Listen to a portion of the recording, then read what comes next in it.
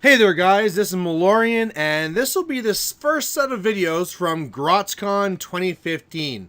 Now, Grotscon is probably the biggest tournament here in Western Canada, and this is the first year. It's actually going to be a 3-day con, so really looking forward to a lot of games, and the first day here is actually the team tournament.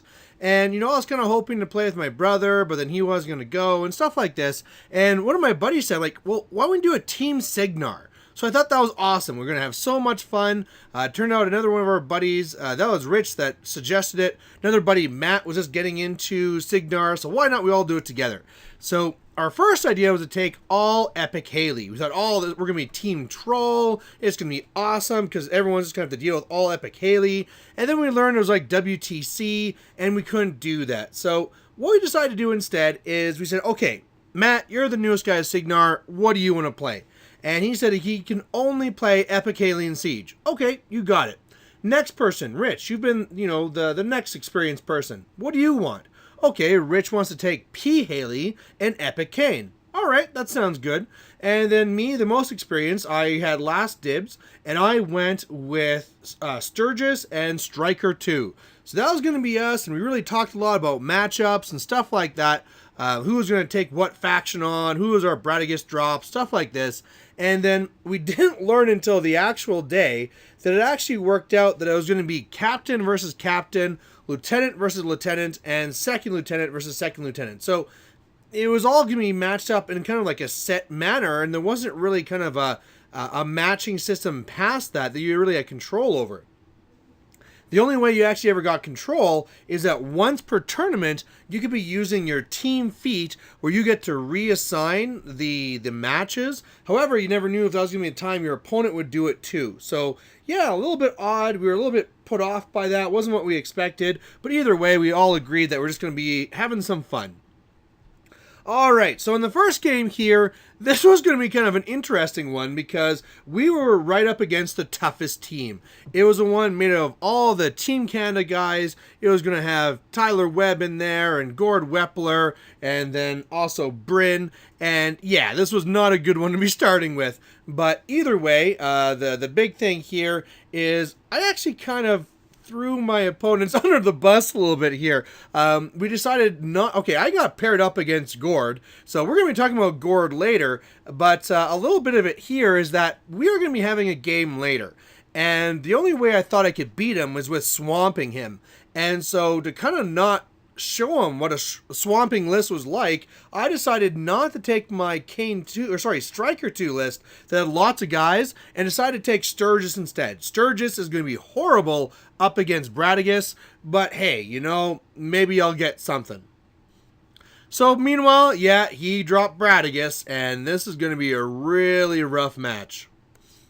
Alright, so this is the scenario here. First one to 5, get 1 for dominating the close zone, 1 for controlling the far zone, 2 for dominating the far zone, and then 1 for destroying the enemy objective. In my Sturgis list, he is running a Storm Wall and has a Squire. I also have the Gun Mages with UA. I have Gorman, Black 13th, Rangers, and then the full unit of Storm Lances, also with Lattimore.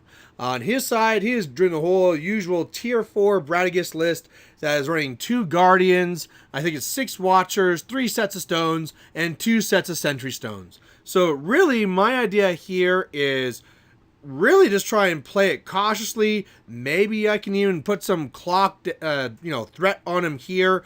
But we're just going to have to see. Like I say, this is not a good matchup. So he gets first turn and moves on up. I get first turn. I get the Lances threatening on the right. I have the Mages and stuff kind of in the forest there so that he won't get to shoot me right away. Gorman already has Snipe on him. Arcane Shield up onto the Storm Wall. Sturgis is staying nice and back. And the Gun Mages are sneaking around the left side. On his side, he just keeps on pretty much doing the same thing. Some of his tree kin come up and turn to clouds, and otherwise he's just still being very careful and going up the center. So looking at this here, I kind of hope that maybe I could get a little bit done. There's a stone on the left that my Gun Mages could shoot, and on the right there's a couple of stones as well. So I kind of thought like maybe I could really take some of the wind out of his sails if I can knock out all of his stone sets right away. So it is going to kind of sacrifice my Storm Lances to do it, but if it works, it'll be really, really helpful. So on the left side, it works out great. I get through the shield guards and I'm able to destroy one set of stones. That's awesome. On the right side, not so awesome. I kept some of my Storm Lances further back, hoping that I could just, keep them further away. But in doing so, a lot of them were just outside of range. And in the end, the ones that did hit didn't even destroy one stone. So all those lances are up there, and they did absolutely nothing. Otherwise, I tried getting a shot through with the storm wall, couldn't really get the angle, put up my covering fire and stuff like that, and hoping for the best. And yeah, this one really, really hurt. After synergy was put up a little bit with the Watchers on the right, he teleports over a Guardian, and pretty much he's at the point where if he hits me, I'm dead. So my Storm Lances completely decimated except for one guy. I have Lattimore that was unhorsed, and then he also killed one of my Gun Mages. And the thing is here is that he still is not in a spot where I can really threaten him. So if you look at the clock on the left, I'm up 10 minutes. So that's pretty good. So I'm just going to try and keep stalling things and see what I can get there. So that's really what I do. I'm really kind of spraying out the Rangers on the zone on the right to make sure it doesn't win there. The Gun Mage is going up, trying to destroy more stones and stuff like that. Didn't really get too much done. Drop a pod by those two Watchers, then hit it with the oil to blind two Watchers, making the storm wall just that much safer, and Sturgis staying nice and back to keep safe. So on his turn, he really kind of smashes everything there on the right. Doesn't control or anything though because of the Ranger spread out. Kills one of the Gun Mages, I think, and then after synergy was up, he brings his Guardian to Stormwall, destroys about 2/3 of it, but it's still running. So again, now I'm at a point where I can actually see through. My Stormwall is pretty messed up, but now this is where I'm hoping to take out the stones. Maybe Sturgis can put on a little bit more pressure, although he really doesn't want to get close to that thing. Hopefully Stormwall can destroy that one Guardian, and then just try and survive. So on my turn, yeah, it didn't really work out the way I hoped. I was not able to destroy the Guardian, left it on a few boxes, so that really sucks. Sturgis kind of flipping over to the left side where it's more safe. Otherwise, yeah, I'm able to kind of get in there with the Gun Mages to gum things up. Rangers and Black 13th make their move, and now all the stones don't have a full set. So there'll be no more teleportation, and yeah, bad times. So on his turn, he destroys the storm wall, destroys more of the Gun Mages, doesn't start scoring anywhere, so that's pretty good. And the only good news out of all this is if you look at the time, he's down to 15 minutes to my 33. So that's good, but I'm seriously running out of pieces. So on my turn, I'm just trying to get a little bit gutsy here, spreading out on the right so that, again, try and make it hard for him to control that zone. Meanwhile, I spread out the Gun Mages just to make it hard to get the left zone, and Sturgis is going to try and get Balder, or not Balder, I wish it was Balder, Bradigus, to maybe go for a harder assassination. I mean, really, if he does the stuff right, I didn't really give him much to do with synergy, but yeah, I mean, maybe he'll charge me and miss and get knocked down. Then I remembered after he can't be knocked down. I don't know, but I just got to really, at this point, hope he makes a mistake. So what he does instead is he's actually able to clear out the right zone and destroy my objective. So with Bradigus on the right, that means he's going to dominate and score from the objective, getting him 2 points from just the zone, and then a third from the objective. So it's 3-0. 2 Watchers got onto Sturgis and actually connected. So Sturgis is pretty hurting, and I know already that I lost. There's nothing else I can get to the right zone to stop him from dominating again. So really, I just go up here with Sturgis and go, I'm so angry. And that's really it. So, yeah, kind of failed this one. Like I said, I really feel that the other list would have done better. Looking at how much time, I think he was down like 8 minutes when he won this one. But so maybe if I took my full jam list with Striker 2, and of course Striker 2 can threaten a lot more here than Sturgis, maybe I could actually have gotten something done, but I really want to wait for this Triumph game we're going to have, and we'll be talking more about that later. Alright, on to game 2 here, and we finally got some matchups that we liked a lot better.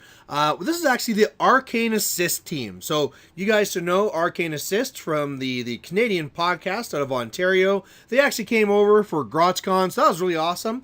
Didn't get to play against Tim Banky. He's there on the right playing against our captain. But for myself, I'm up here against the other co-host, Matt. Now, his list here is actually going to be McBain.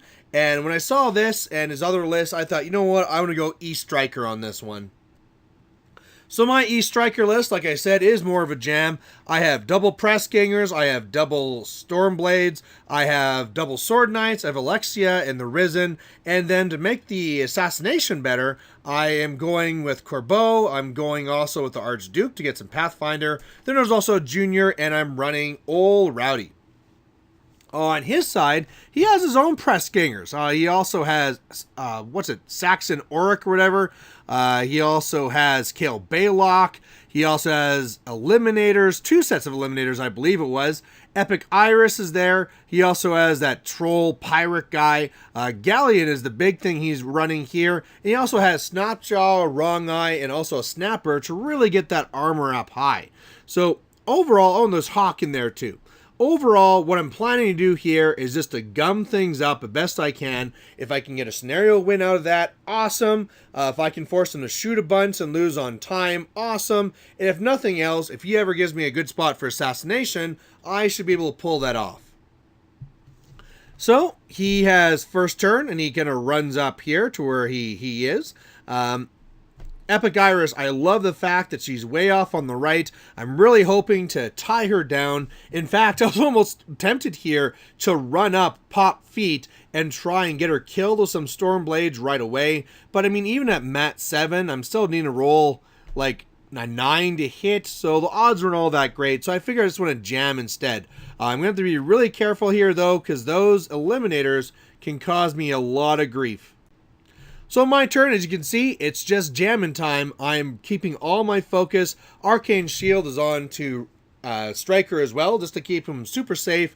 Really running up my Stormblades on the right to really tie her down and make her really swing around, because I don't want her to shoot me at all. Otherwise, my Stormblades on the left are a little bit scared of that shooting, so they're hiding. And yeah, jammy jam, jam, jam. So on his turn, he really clears out quite a bit here. So I mean, with all the shots from the Galleon and the Eliminators and this and that, he kills a lot of my Press Gangers. And he did it really wisely.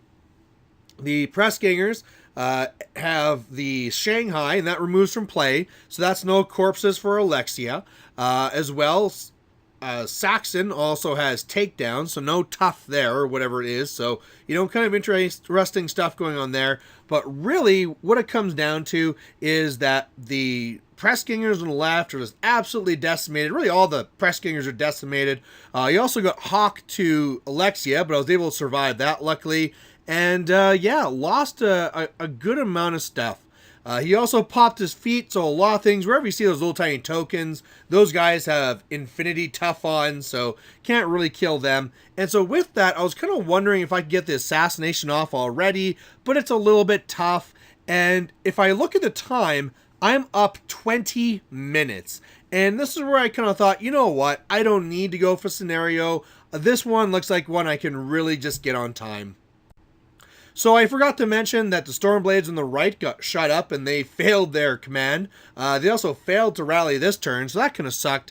And really all I really did this turn is I brought back all that Risen that I could from all the blasts and stuff going on from the Galleon. And so they're just really getting up there and they're jamming. I popped feet this turn, really hoping to kill off some of these Eliminators and other pieces. I was able to kill one of the Eliminators, so that's pretty nice. Otherwise, just kind of jamming them and tying them up. And, yeah, just waiting again for his time to go down. So on his turn, he keeps on going. He is not able to kill Alexia again, so that's kind of unfortunate for him. Otherwise, yeah, just kind of killing more of my guys up front. You can see that Snapjaw is right up there doing his part now. He also made a mistake and brought a Press Ganger up, so I was able to countercharge. So whereas Snapjaw was safe before, now I can take out Snapjaw with Old Rowdy, and that will really take a big threat off the table.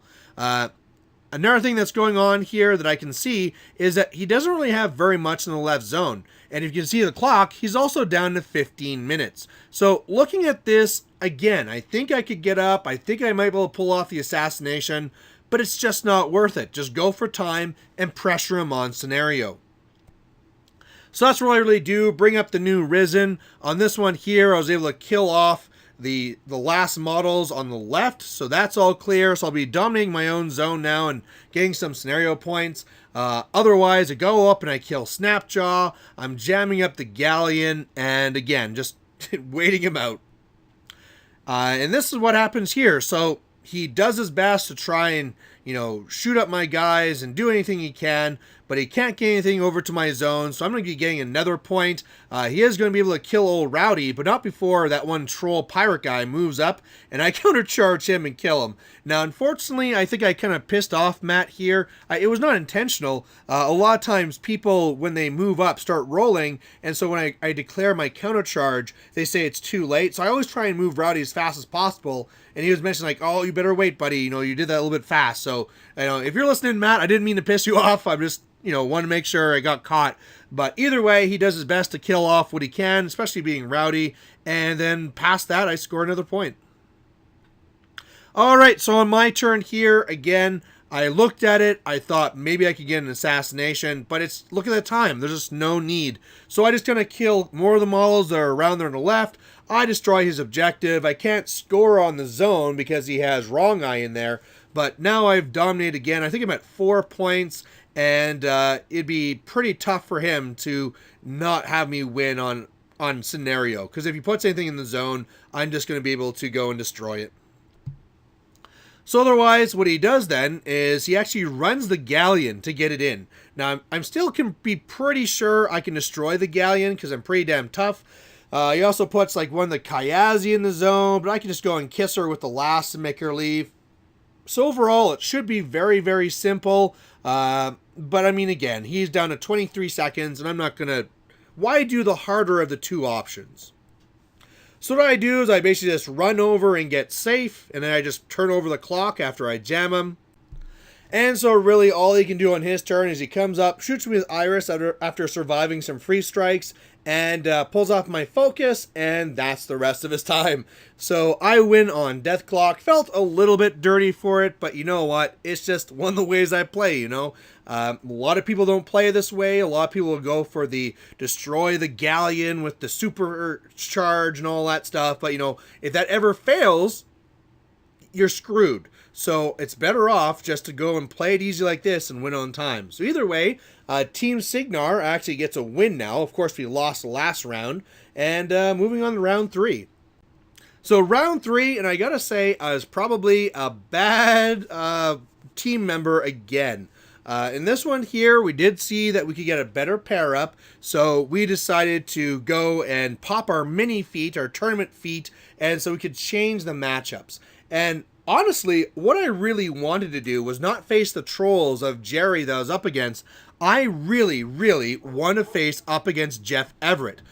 Jeff is part of the Team Canada. He's from British Columbia, and he has not only a beautiful Signar army that you can see here that's converted up to be like a Crick Signar, but I know he's supposed to be a really good player, but I've never seen him play. I've never had a game against him, so I just really wanted to face him. So I was like, yeah, put me up against Jeff.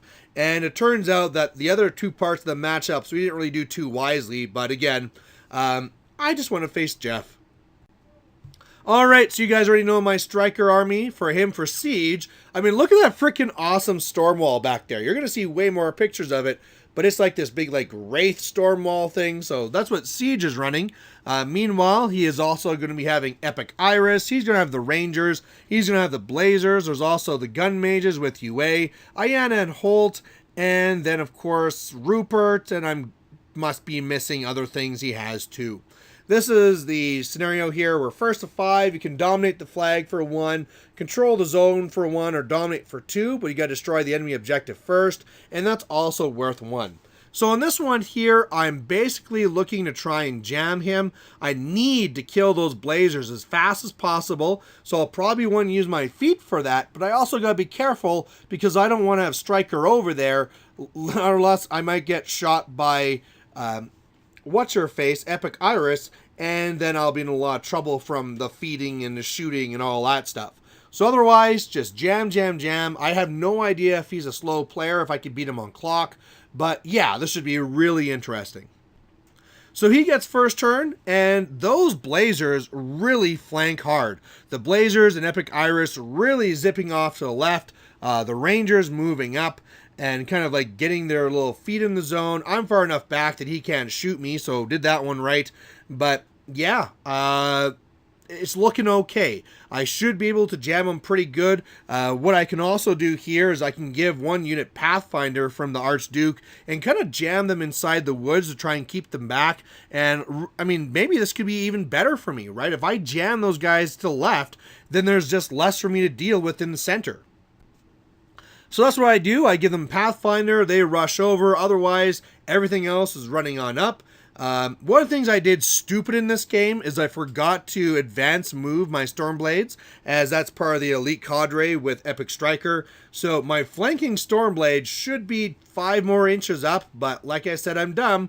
And but otherwise, I'm kind of liking this situation.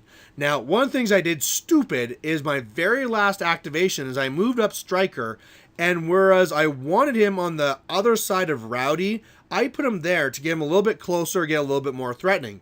Now, I could have done pretty much exactly the same thing with spending 1 on Velocity or something, but now I put myself near Epic Iris. And that really had me sweating because on his next turn, he was really eyeing something, and I think the assassination was on his mind. Luckily for me, though, he goes not for assassination, but he just starts ripping me up. Me jamming on the left was probably not really the best thing. I mean, those Blazers really kill a lot. And what he actually did is he popped his feet, but his main objective during this turn was Alexia. And that is absolutely the right move. Really, if you kill Alexia early, it takes that recursion right on my list and really takes out one of my biggest parts. I mean, if she's alive right now, after all the tons of guys he killed, I'm getting tons of Risen back. But she's dead now, and as you can see here, I've kind of lost all the jam I had there. So I have to kind of try and do it again. And like I said, I could get up there with the Sword Knights and pop my feet and try and kill them, but they're just mat 6, they're defense 15, I need a 9 to hit. I mean, if I at least had remember to advance move those Stormblades, they could go up there and go for 8s, but yeah, this is already looking kind of bad. So on my turn, I decide to get a little bit interesting and a little bit desperate. Since everything is going kind of bad on the left, what I do is I decide to go for scenario. And I decide to do this by going actually with the flag. I had to go a really long way, and the way I had to make it happen is I had to put a Pathfinder from the Archduke. I had to charge over to the right. I had to velocity, and then I had to pop feet. So I didn't really need the feet on this side, but it did get me to the flag. So this is going to make it 1-0, and otherwise I'm just running up and jamming the best I can. And yeah, didn't really kill very much. Maybe a couple of Rangers, but that's all he gave me. So on his turn again, oh my god, he just shredded so much stuff. Those Blazers and those Gun Mages are ripping me up. You know, like I said, a lot of times I don't see this because I get up into them, I jam them, I'll feet to make sure the Blazers die or something like this.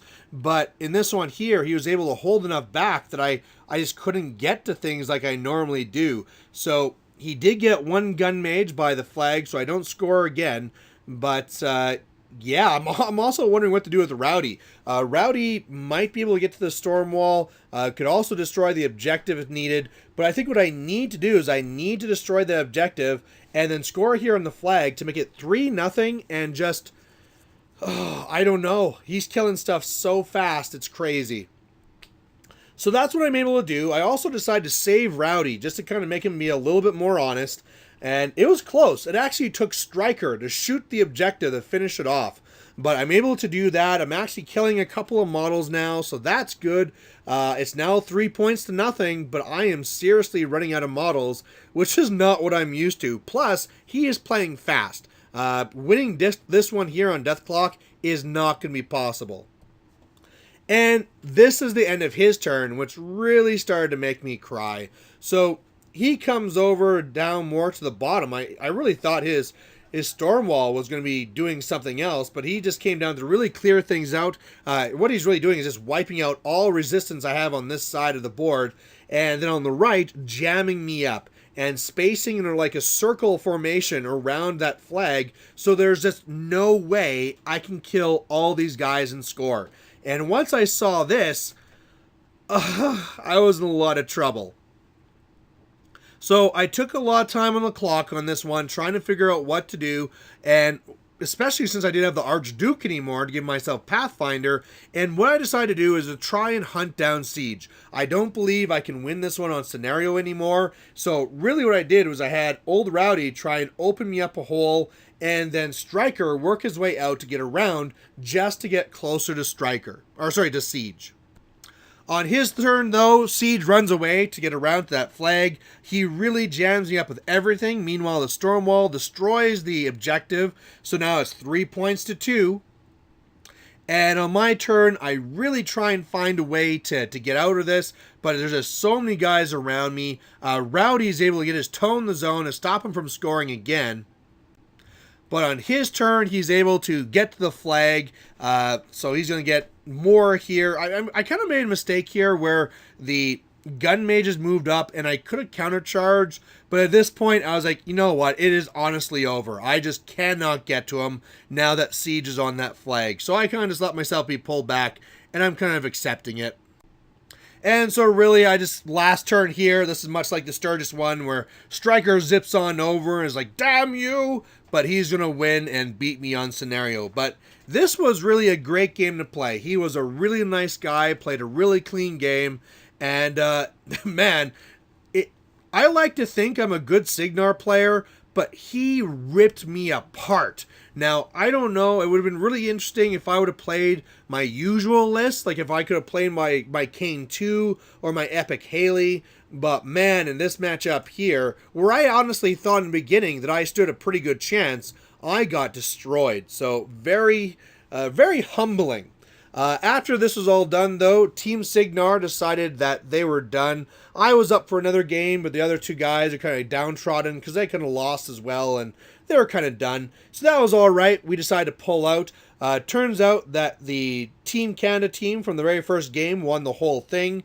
But one of the things that we definitely learned going through this is that other than going for fun and having a good first day, playing in this team event, it was not smart to go triple Signar. It would have been way better for us just to go and play our, get 3 guys who are really good at their lists and play it that way. But I mean, at the end of the day, this is supposed to be more of a fun thing. I had 3 great games, and hopefully you guys like watching them. So we'll catch you later. Way more battle reports coming, and we'll see you soon. Bye.